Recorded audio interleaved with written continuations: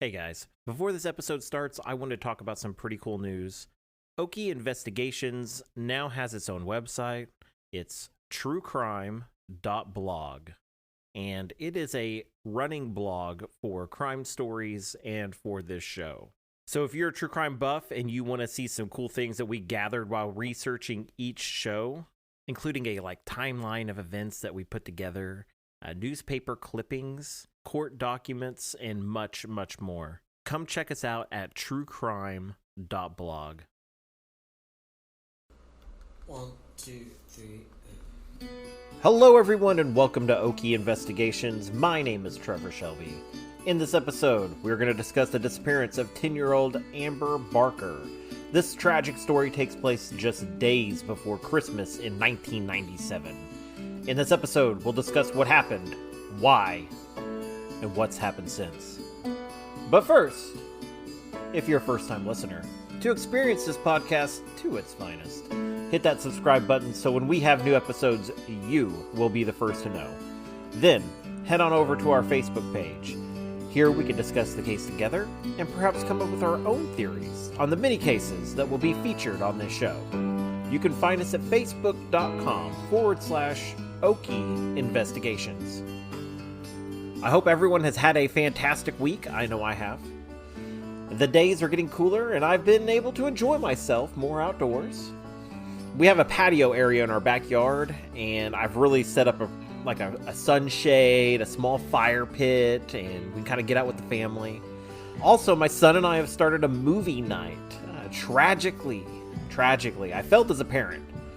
He has missed a lot of classic movies from my childhood, and since he's now 18 years old, I've decided he's got some catching up to do.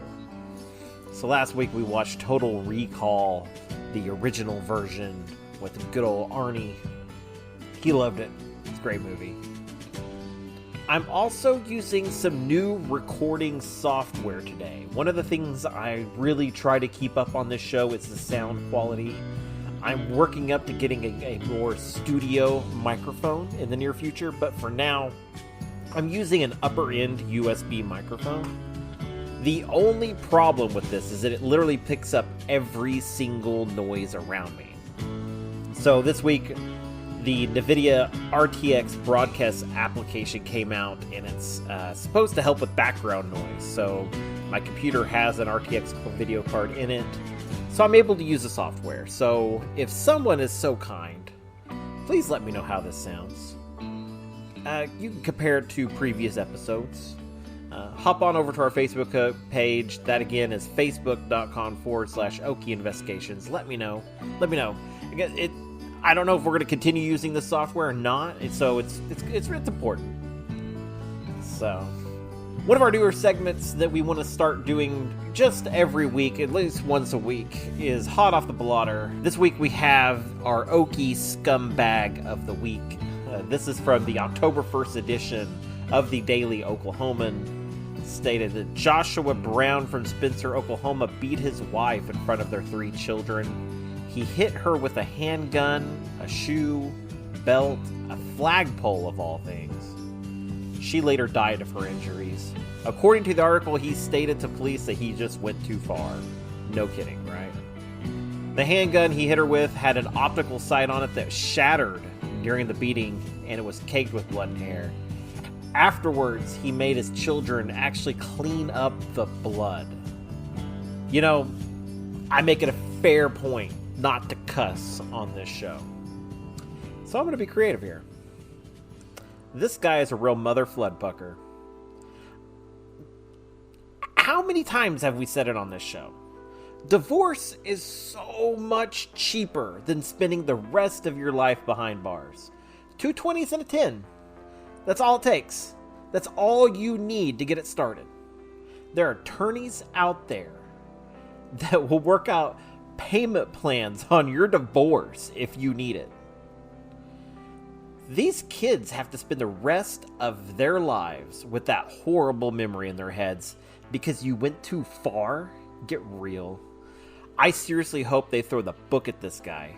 He beat this woman until she died, destroyed a family, and scarred 3 innocent children for the rest of their lives. I hope The state returns the favor and keeps the death penalty on the table for this one. That just irks me to no end. This episode, we are featuring something that I've wanted to cover for quite some time. That's pretty much when I started this whole show, this whole series. A lot of the stuff that we focus on is just brutal murders, and we cover the outcomes, and we say who did what. But this is more of just a mystery of what happened. You know, Christmas for every young child is special. Every kid loves Christmas. I mean, what's not to love? There's presents, family, food, songs, just lots and lots of fun. Christmas time is supposed to be that special time for kids, and things were no different during the holiday season in 1997. The hottest selling toy in 1997 were the Tamagotchi digital pets. I had 2 of them that year. Also, Beanie Babies were all the age. I mean, people were just going crazy for those things. Some were selling for thousands of dollars at the time. Just crazy. Now, these toys were probably on the mind of 10-year-old Amber Renee Barker. By all accounts, Amber was a pretty great child. Amber, or Ambi, as most of her family lovingly nicknamed her, had 2 brothers and 5 sisters in 1997. Her parents were divorced, but she loved them very much. Amber would spend time with her father, Robert Barker, who lived in Chandler, Oklahoma. But she lived with her mother in Oklahoma City. Amber was not your typical 10-year-old. She didn't mind getting her hands dirty. This was very evident when she would get in and help her father work on cars. Amber was also very interested in the welding process. She told her father she wanted to learn to be a welder. I don't know how many of you are welders out there, but it's not a glorious job. And I've done a little welding in my time, and I gotta say, I suck at it. December 1997 was a particularly hard year for students and staff at Monroe Elementary School. Kay Kilborn, who taught a hearing-impaired class at the school, died suddenly on December 13th. 2 days later, the secretary of the school board, Sarah Pennington, also died unexpectedly. According to an article in the Daily Oklahoman dated January 26, 1998, this school year, there have been 23 deaths of close relatives among the 52-person Monroe staff. We were ready for it to end, she said. Miss Lawson is a product of the Oklahoma City School District, having graduated from the old Classen High, and after studying at UCO and OU, began teaching in the system in 1971. This is her 6th year as Monroe's principal. You know, death in school is always really hard. The school that I grew up in had a couple of student deaths that were actually pretty hard. And one happened when I was in elementary school, and the other one happened when I was in high school. Both of them were equally just awful. The one that sticks out in my mind the most is the one that happened when I was in high school. Now, the death of a teacher would be equally hard. That's something that's really hard for little kids to understand what's going on and what happened. And yeah, I mean, that's life. But to have something like that happen twice in one school can be a little rough. So I imagine everybody at Monroe was very, very excited for the coming winter break. Now, on December 17th, 1997, Amber had a normal day at school. She spent some time with mentor Ken Stone, who was helping Amber and a friend with a writing assignment. They were supposed to write some stories about living in Oklahoma. When they finished, Amber made a copy of her story, and she gave a signed copy to Ken as a way to say thank you. After school, Amber didn't stay at home for very long. She wanted to go to a friend's house, so she put away her school things, and before she left on her blue 10-speed bicycle, she mentioned something to her mother that would stick with her for the rest of her life. She mentioned that she was afraid of her sister's boyfriend, Daniel John Smith. She had seen him driving in the neighborhood, and she was afraid that he would force her into his car. Amber went to a friend's house and stayed there till about 5:30 p.m. She called her mother and told her that she was on her way home. At this time, Amber's mother had a guest at the house, which was Daniel Smith. At the same time as the phone call, Daniel left the house. Witnesses believe that Daniel could have overheard the conversation with Amber. Now, according to Google Maps, which has a remarkable breakdown on how long it would take to ride a bicycle somewhere, it would take Amber 3 minutes to ride her bike from her friend's house to her own house. Now, taking consideration her age, cars, stop signs, other distractions, it shouldn't really have taken her more than 10 minutes to get home. When 30 minutes went by, Amber's mother began to worry. Another hour went by, and she was on the phone with the police. Now, when Amber's mother alerted police to what was going on, they jumped into action. They contacted the FBI, and the FBI brought in a program called Rapid Start. Now, Rapid Start, if you don't know what that is, it's been used several times in some of our nation's worst history. It was used during September 11th attacks.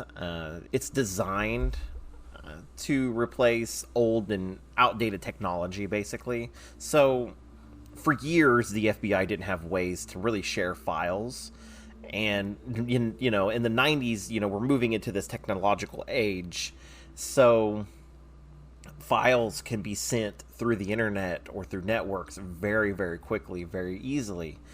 And this is a system that was designed to kind of handle that, take leads, get it to the right people, allow people to kind of search through stuff, and allow access for people all over on the field or in the office, or just, a free flowing of information, basically.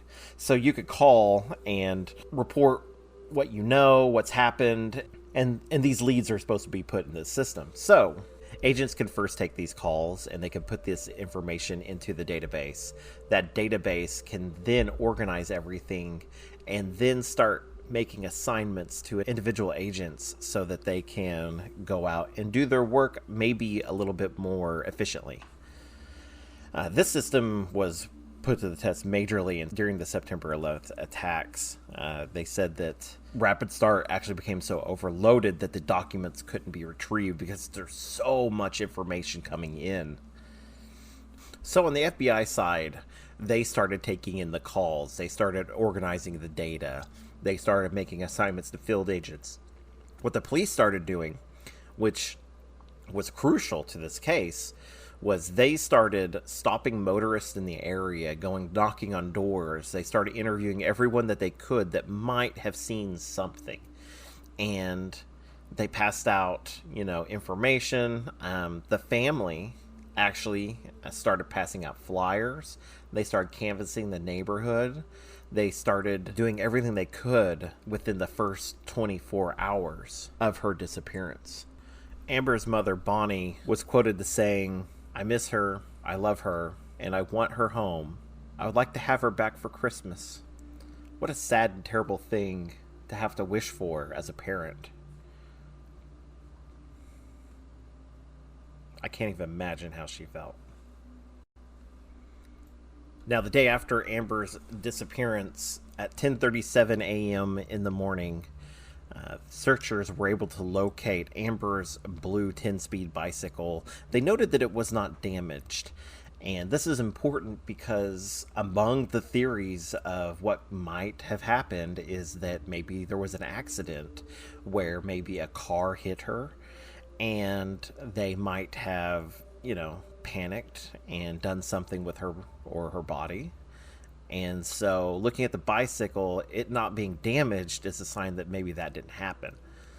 While the search was going on and they were canvassing this neighborhood, reporters did talk to other people, other parents in the neighborhood who were a little bit panicked because here we have this girl that's gone missing, then there's no real clues to what have happened.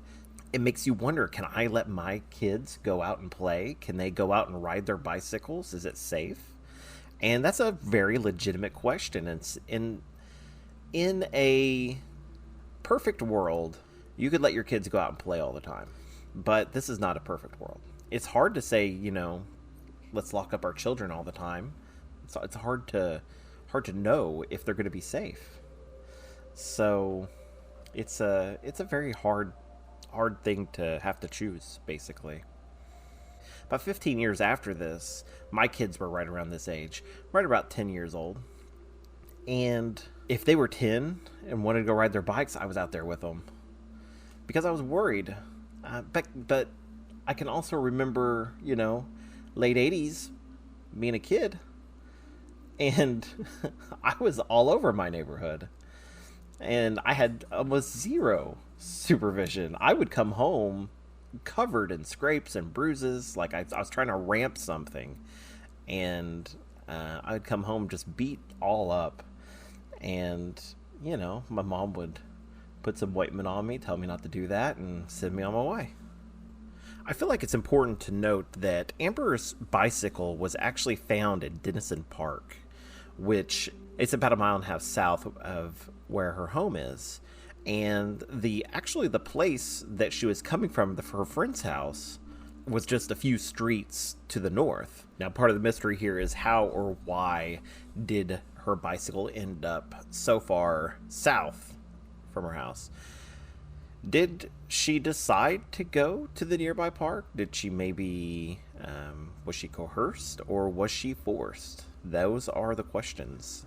It was also right around this time of discovery that Shannon McCrossan, mother of Kristen Hatfield, who was 8 years old, said she wanted to visit the Barkers to show her support. Shannon's daughter had actually gone missing as well. She was an 8-year-old girl in Midwest City that was a currently open case, and she had learned a lot from her case that had happened, in the not too distant past at this time.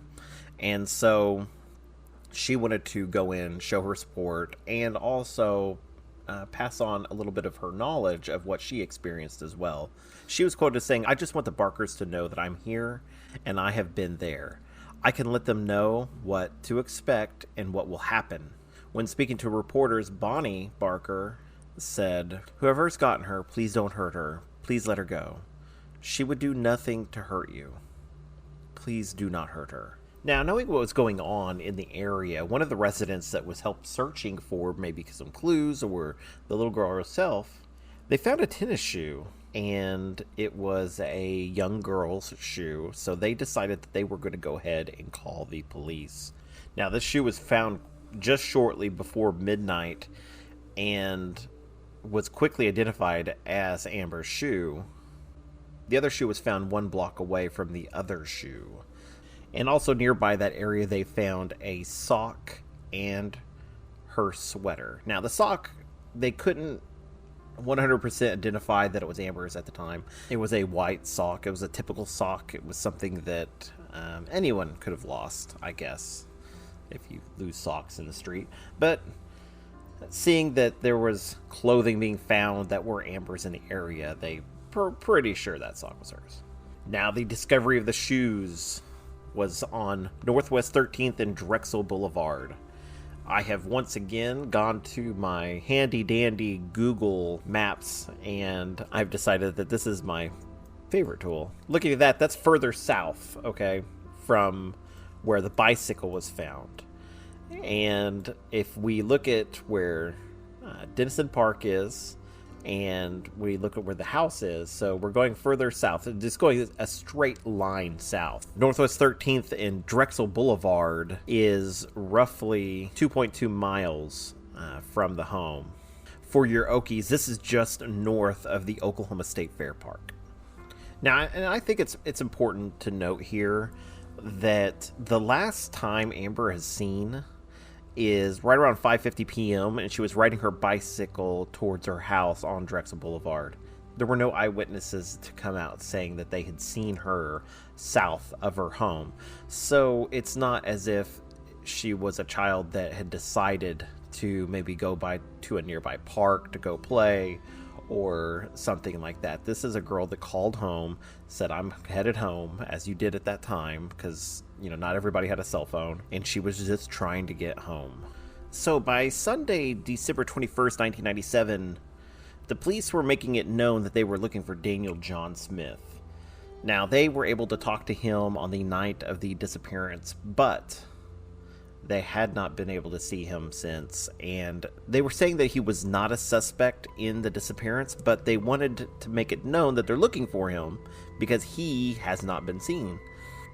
Now, he was the boyfriend of Amber's sister, and Amber's sister was cooperating with the investigation, but it was noted that Daniel Smith was on parole at this time. He was on parole for actually kidnapping in 1996.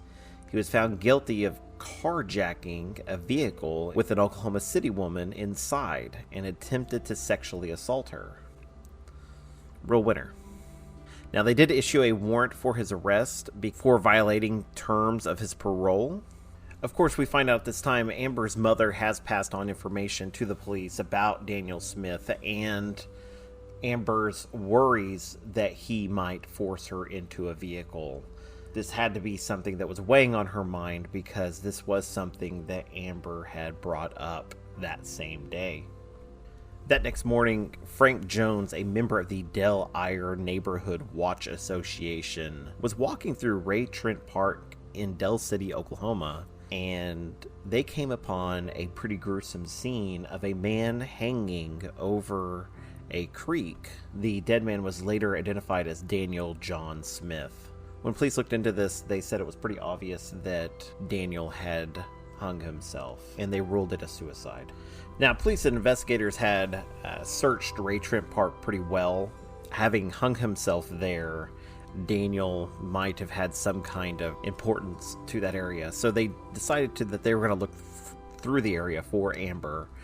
There were several abandoned buildings and structures around the park, and so the police really kind of left no stone unturned here. They searched it but did not find any traces of Amber in this park. Now, with no other leads coming in, the police started looking at the evidence that they had. They discovered a speck of blood on one of the shoes that they found that belonged to Amber. Vomit and blue fibers were found on a sweater Amber was wearing the night of her disappearance. Now, when police searched Daniel Smith's pickup, they found a blue cloth seats, blue carpet, blue vinyl dashboard, and they also found a bungee cord that was attached to the bed of the truck near the tailgate. Police recovered hair evidence from the passenger and driver's side of the vehicle. Now, they did note that the blood that was found was so small that police couldn't really determine its origin, which is pretty disappointing. Now, in the years since, the police have never found any more evidence in this case that leads to the idea or the discovery of where Amber might be at this time. Now, it is the belief of the National Center for Missing and Exploited Children that there's a high probability that Amber was the victim of a homicide. But Charles Pickett, who works with them, said that the case is still open and the investigation is still ongoing. In 2007, 10 years after Amber's disappearance, a DNA sample was taken from Bonnie and was tested against a set of human remains that was found in the area, but a match was not made at that time. Now, I imagine that family members held out hope that perhaps Amber would be found alive. There have been some articles and interviews suggesting that they suspected that she did not live past this encounter. And many family members believe that Daniel Smith was the perpetrator in this crime. But oddly enough, in an article dated June 7th, 2013 from the Daily Oklahoman, Amber's sister was interviewed about another death that happened, and she brought up her sister, Amber, and she had some interesting things to say about Daniel Smith. She said, "The guy that they think that did it is dead. I just wish I knew where she is. She does not think that her ex-boyfriend is responsible for the disappearance of her little sister and claims his suicide was incorrectly classified by a medical examiner. The guy that is responsible never got charged. He got away with it," she said. "He's still alive too." Now, she's claiming that she knows who this perpetrator is, and she was declining to name the man, saying that she's relayed her suspicions to homicide detectives, but they have decided to not pursue those leads. She said, "I told the detectives who I thought did it, and he agreed, but never did anything about it." I found that to be a very odd and interesting take on all of this. Now, personally, I believe that Daniel Smith was probably the guy that did this. If Amber was having suspicions of him doing exactly what happened, then, yeah, it's hard to really look anywhere else. Now, I don't know if there's any significance of parks in the area, but if her bicycle was found in a park and he was found hanging in a park, I kind of wonder, like police wondered, if Daniel did kill Amber, if he went to hide her body, perhaps he used a park. The park where the bicycle was found is not particularly big, and it's a highly populated area. The park that he hung himself in was a much larger park. It really kind of makes you wonder if there's any significance there. Now, this is a real sad story, and one of the reasons why we bring these up, even though that, yes, the person that probably did this is no longer with us, but Amber still hasn't been found, and there's a chance that somebody out there knows what happened. Somebody that Daniel might have spoken to or confessed to or something. And that person needs to step forward and tell investigators what they know. I'm sure Amber's family would appreciate knowing what actually happened to Amber. Being able to finally lay her to rest properly would be important for the family. Anyways, guys, that's all I got for today. I hope you guys enjoyed this episode. Make sure that you hit that subscribe button because it really helps us out with the algorithms and everything that places this show on search results and everything. Also, if you want to join us on social media, you can find us at facebook.com/Okie Investigations. My name is Trevor Shelby, and I will see you guys next time. See ya. Now, I'm going to leave you guys with a very odd story about my neighbor that I clipped out of this episode that I decided I was just going to tack on at the end. So enjoy. Now, I don't know how many of you have dealt with a missing child situation. It's frightening. And making that initial phone call is the hardest thing to do because you don't want to admit that your child is missing somewhere. I know for me, I had one incident that I've talked about this before, so I won't go into too much detail, but I had an incident where my daughter had gone to a friend's house after school instead of going to the after school program that she was supposed to go to. And when she didn't show up at the after school program, you know, you'd figure they might give me a call. I guess. I don't know what I'm expecting of them, but they didn't. And so when I went to go pick her up there, she wasn't. And then I went to the house and looked for her there, and you know, there she was. But not before panicking, basically. You know, she'd went to a friend's house, and I had gone to some neighbors' houses and stuff, trying to figure out if they had seen her, because I was just overly worried. But and I had some weird neighbors at the time. I'm gonna tell this story. not to take you guys too much out of this other story, but I had this weird neighbor, and I knocked on his door, and he like peeked through the blinds, and it was like real creepy, like, right? And they had many blinds on their front door, so I'm not even joking about this. So. Real creepy guy. So he peeks through his little blind window door, and he says, what do you want? You know, and I tell him what I wanted. You know, I tell him basically that my daughter's missing, and I'm looking for her. If he's seen her, just to let me know. If he does see her, And he was like, there's no little girl here. And I said, okay. And it was creepy. And I thought, oh my God, she's in there. I'm going to have to kick the door down. So come to find out, very shortly after, I found my daughter. So I wasn't, I kind of forgot about all that.